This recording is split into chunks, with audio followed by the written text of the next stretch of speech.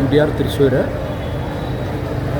IFF ഞാനിപ്പം മൂന്നാം തവണയാണ് വരുന്നത്. കഴിഞ്ഞ വർഷമില്ല IFF ഒക്കെയാണ്. മൊത്തത്തിൽ സംഘാടനം കുറച്ചുകൂടെ മെച്ചപ്പെട്ടിട്ടുണ്ട്. പിന്നെ ഇപ്പോൾ വെച്ച് കഴിഞ്ഞാൽ ഈ ആളുകളുടെ പാർട്ടിസിപ്പേഷൻ തന്നെ ഇതിനകത്തൊരു മാനദണ്ഡമായിട്ടൊക്കെ നമുക്ക് കണക്കാക്കുകയാണെങ്കിൽ കഴിഞ്ഞ തവണത്തിലൊക്കെ വളരെ കൂടുതൽ ആളുകളുണ്ട്. ഇതിനെ കാണിക്കുന്ന സിനിമകളുടെ വേൾഡ് നിലവാരത്തിലൊക്കെ ഉള്ളത് തന്നെയാണ്. പ്രത്യേകിച്ചും മലയാളം ഇതിൽ ഞാനിപ്പോൾ കണ്ടുവന്നത് പുട്ട്സ് ഓഫ് ദ സ്റ്റാർ.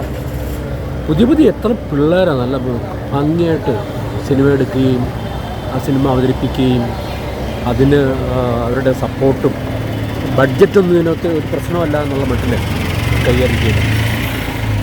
ആ നിലയ്ക്ക് നമ്മുടെ ചലച്ചിത്ര അക്കാദമിയിലെ ഈ ഒരു പരിപാടി നല്ല വിജയമായിട്ടാണ് എൻ്റെ ഒരു അഭിപ്രായം. ഞാനും ഒരു സിനിമാ പ്രവർത്തകയൊക്കെയാണ്, ആക്ടറും കൂടെയാണ്. ഞങ്ങളുടെ ഒരു സിനിമ ഇതിനകത്ത് നമ്മുടെ വന്നിട്ടുണ്ട്. കൃഷാന്ത് എന്ന് പറയുന്ന ഒരു ആളുടെ മുമ്പുള്ള സിനിമ ഉണ്ടായിരുന്നു ആവാസ വ്യൂഹം. അതിൽ ഞാനൊരു വേഷം ചെയ്തിട്ടുണ്ടായിരുന്നു. കൊമേഴ്സ്യൽ സിനിമയും ചെയ്യുന്നുണ്ട്.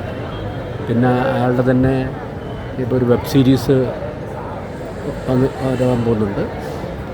അതിൽ റിലീസായിട്ടില്ല, വരുന്നേ ഉള്ളൂ. അപ്പം അങ്ങനെയൊക്കെ പോകുന്നു. മൊത്തത്തിൽ കുഴപ്പമൊന്നുമില്ല. ഇപ്പം ഗവൺമെൻറ് സ്പോൺസേർഡ് പ്രോഗ്രാം എന്നുള്ളതിലേക്ക് അതിൻ്റേതായ ചില ലിമിറ്റേഷൻസ് ഉണ്ടാവാം. പക്ഷേ ആളുകളുടെ പാർട്ടിസിപ്പേഷൻ കാണുമ്പോഴത്തേക്കും ലിമിറ്റേഷനൊന്നും അല്ല ഇവിടെ പ്രശ്നം. അതിനപ്പുറത്തേക്ക് പോകാനുള്ള ഒരു കാര്യങ്ങളൊക്കെ ഉണ്ടെന്ന് തോന്നുന്നു. സിനിമ ആസ്വാദകരുടെ താല്പര്യവും അവരുടെ എണ്ണവും കൂടി വരുന്നുണ്ട്. അങ്ങനെ നല്ല സൈനാണ്. അതിൻ്റെ ചെറിയ പ്രതിഭകൾ, കൊച്ചു പിള്ളേർ, ചെറിയ സിനിമകൾ.